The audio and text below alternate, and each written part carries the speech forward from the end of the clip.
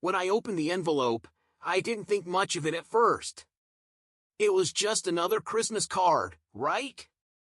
But as I pulled out the glossy photo and saw my family's cheerful, smiling faces staring back at me, a wave of emotions hit me like a tidal wave.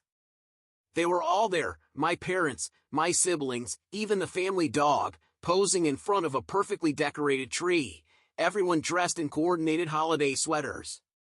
And there I was, sitting alone in my apartment, staring at this picture that seemed to scream, "Why aren't you here?" It wasn't just a card. Oh no, it was never just a card. For as long as I can remember, these holiday cards have been more than a cheerful gesture. They're like little tests, or challenges, even. They say, "Look at how perfect and happy we are. Don't you want to be a part of this?" And underneath that festive facade, there's a subtler, sharper message. Why haven't you called? Why didn't you visit last year? When are you going to step up? The guilt starts creeping in almost immediately. My chest tightens, my palms get clammy, and suddenly, I'm replaying every missed phone call, every excuse for skipping a family dinner, every unanswered text message. It's overwhelming. The thing is, my family isn't malicious. They're not sitting around plotting how to guilt trip me with their holiday cards. But that's just it. Sometimes, the expectations aren't spoken out loud. They're there in the silence, in the smiles on that card, in the memories of past Christmases when I could have done more, said more, been more. And this year's card? It hit harder than usual. The caption on the photo read, "Wishing you a joyful holiday season. Family is everything." Simple, right? But those last three words felt like they were in bold, underlined, and highlighted just for me. Family is everything. I could almost hear my mom's voice saying it.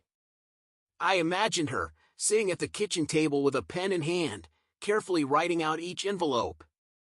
I could see her sighing as she got to mine, probably wondering if I'd even bother to open it. "You know, it wouldn't kill you to send us a card once in a while," she'd said last year when we talked on the phone. And she wasn't wrong, but the idea of it felt daunting. How could I possibly sum up my messy, imperfect life in a neat little card?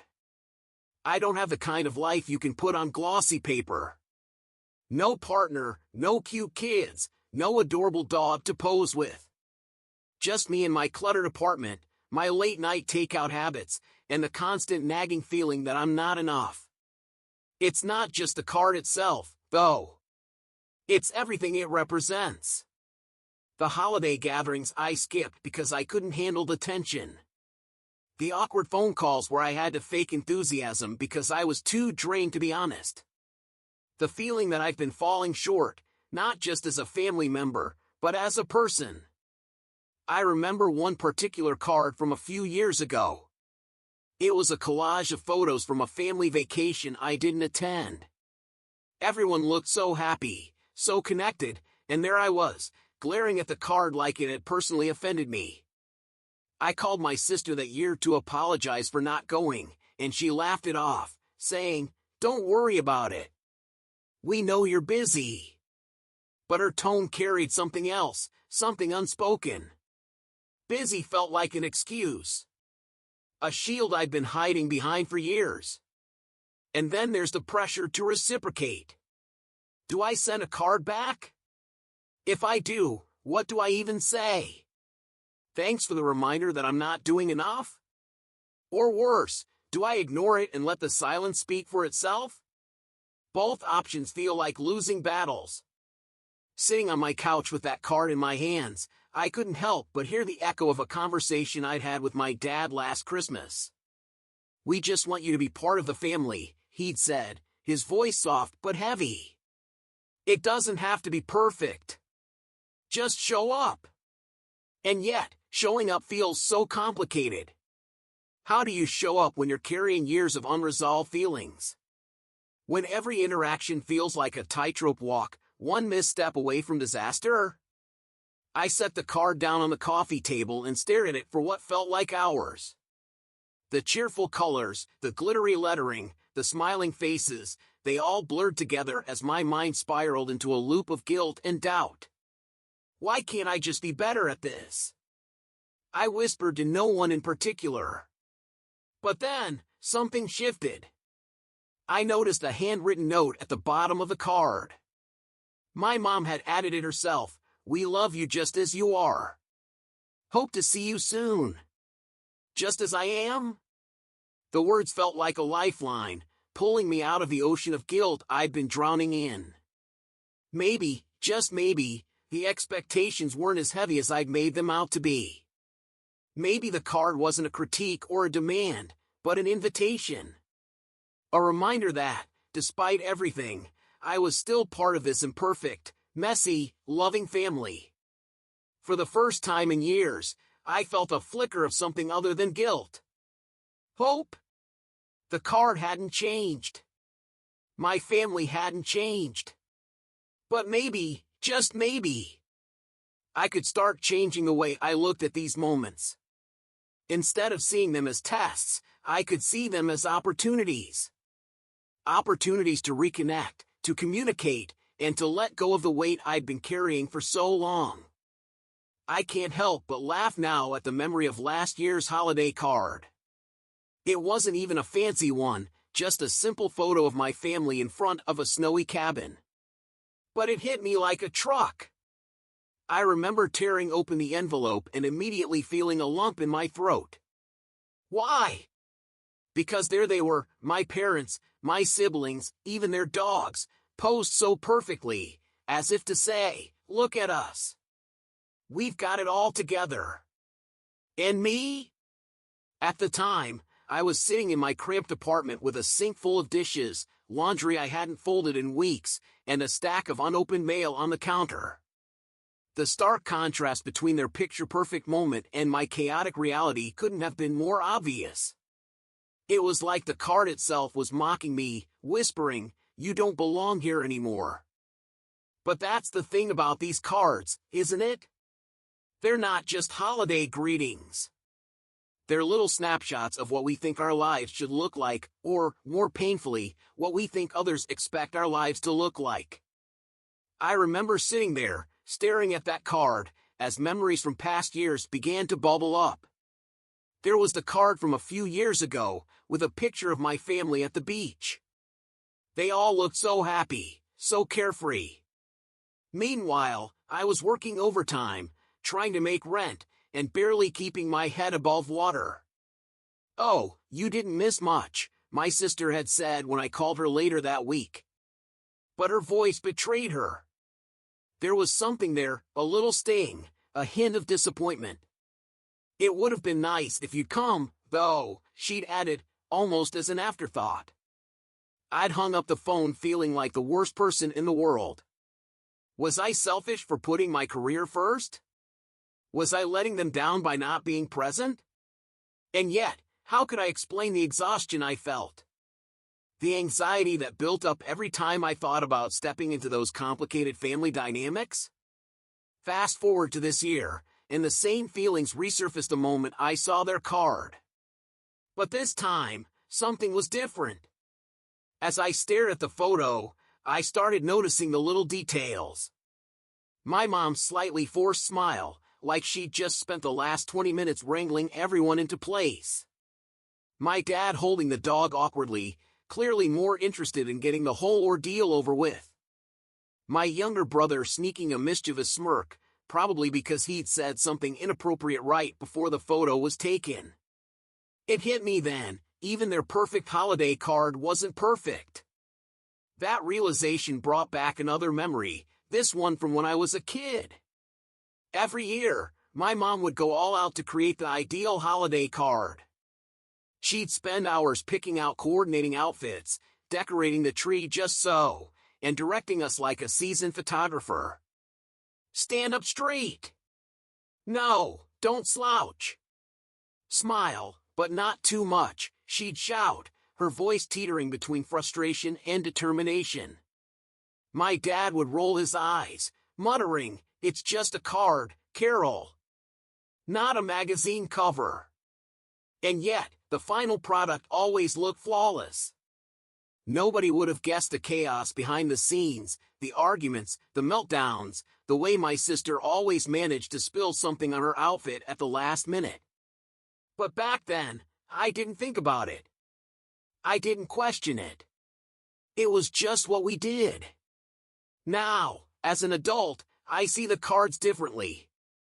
They're not just cute traditions, they're stories, complex, layered, messy stories.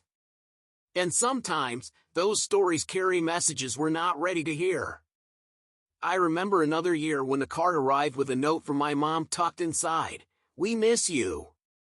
Hope you're doing okay." Just 6 words, but they hit me harder than any long-winded letter ever could. At the time, I was going through a rough patch, job stress, a breakup, the whole 9 yards, but I hadn't told anyone. I'd shoved the card in a drawer, unable to face it. What was I supposed to say? That I was too proud, too stubborn, or maybe too ashamed to ask for help. Looking back, I wish I'd responded. Because now I know that the cards, as much as they can feel like pressure or guilt, are also an invitation. An invitation to reconnect, to bridge the gap, to show up, not as some ideal version of myself, but as the real, flawed, messy person I am. This year, as I sat there with the card in my hands, I felt the familiar pull of guilt and anxiety. But instead of spiraling, I did something different. I let myself really look at it, not just at the picture, but at what it represented. The smiles, the imperfections, the memories, good and bad. They were all there, layered into that one simple photo. And for the first time in a long time, I felt something other than guilt. I felt connected. I thought about calling my mom, just to say hi, but the words felt heavy in my throat. What would I even say? "Hey, your card made me feel like a failure, but thanks for sending it." Instead, I grabbed a pen and a blank card from my drawer. I didn't write much, just a short note saying I appreciated them and that I hoped to visit soon. It wasn't perfect, but it was a start.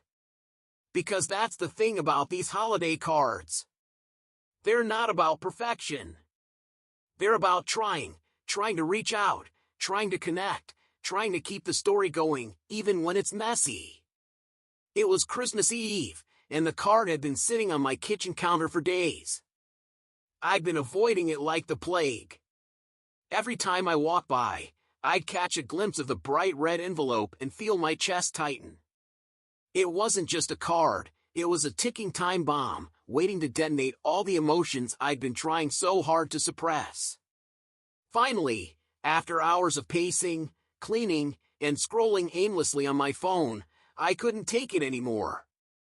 I grabbed the envelope, sat down at the dining table, and stared at it. My hands trembled as I ran my fingers over the raised lettering of my name. Why was I so nervous? It's just a card, right?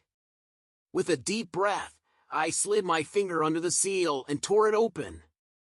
The card slipped out effortlessly, revealing the same cheerful, staged perfection I'd come to expect from my family. There they were, all lined up in front of a beautifully decorated Christmas tree, their smiles glowing with warmth and holiday cheer. But something about it felt off. My mom's smile looked tighter than usual, her eyes carrying a weariness I hadn't noticed before. My dad stood stiffly, as though the effort to appear jolly was just too much this year. My siblings, always so lively, seemed a little too posed, their usual spark muted. And then I saw it, the note. Folded neatly and tucked inside, it felt heavier than the card itself. I unfolded it slowly, my heart pounding as I read the first few words. "We miss you. It's not the same without you here." My stomach dropped. The words blurred as tears welled up in my eyes. I swallowed hard, trying to push back the wave of emotions that threatened to consume me. Why now? I thought. Why send this message when they know I can't make it this year? But it wasn't just a message. It was everything the card symbolized: the expectations, the guilt, the unspoken rules of what it means to be family. My phone buzzed on the table, jolting me out of my spiral. It was my mom. Of course, it was my mom. I stared at the screen, debating whether to answer. My thumb hovered over the green icon, but my mind screamed, "Don't do it. You're not ready for this conversation." Against my better judgment, I swiped to answer. "Hey, Mom," I said, my voice cracking despite my best effort to sound casual. "Hi, sweetheart," she said, her tone overly chipper. "Did you get the card?" I hesitated. "Yeah, I got it." There was a pause on her end, a pregnant pause that said more than words ever could. And then she sighed. "I know things have been hard for you lately. We just wanted you to know we're thinking about you." Her words were kind, but they hit me like a freight train. "Mom, do you have any idea how hard it is to see those cards every year? To see everyone looking so happy and perfect while I'm over here, just trying to keep my head above water?" Her silence spoke volumes. And then, softly, she said, "Honey, it's not perfect. It never is. You know that, right?" "No, I don't," I shot back, the words tumbling out before I could stop them. "Because all I ever see is the finished product. I don't see the arguments or the chaos or the stress behind the scenes. I just see this ideal that I can't ever live up to." There it was, everything I'd been holding in, spilling out in a rush of frustration and pain. "Honey, listen to me," she said, her voice trembling now. "That card? It's just a moment. One little moment. What you don't see is your dad complaining about standing in the cold or your brother making faces behind my back. And me? I was so tired that day I could barely hold it together." I blinked, her words sinking in. "Why didn't you ever say anything?" "Because I thought you knew," she said. "I thought you understood that the card isn't about perfection. It's about us trying to hold on to something that feels good, even if it's just for a moment." Tears streamed down my face as I whispered, "I didn't know, Mom. I thought you were all just better than me." Her laugh was soft, almost bittersweet. "Sweetheart, we're just as messy as you are. Maybe even more so." For the first time in what felt like forever, I felt a weight lift off my shoulders. The card wasn't a weapon, a guilt trip, or a judgment. It was a reminder, a messy, imperfect reminder, that my family wasn't as perfect as I'd made them out to be in my mind. "Thanks, Mom," I said, my voice shaky but genuine. "I think I needed to hear that." "We love you, honey," she said. Flaws and all. When I hung up, I looked back at the card. This time, I didn't see perfection. I saw love, messy, complicated, imperfect love. And for the first time in a long time, that felt like enough.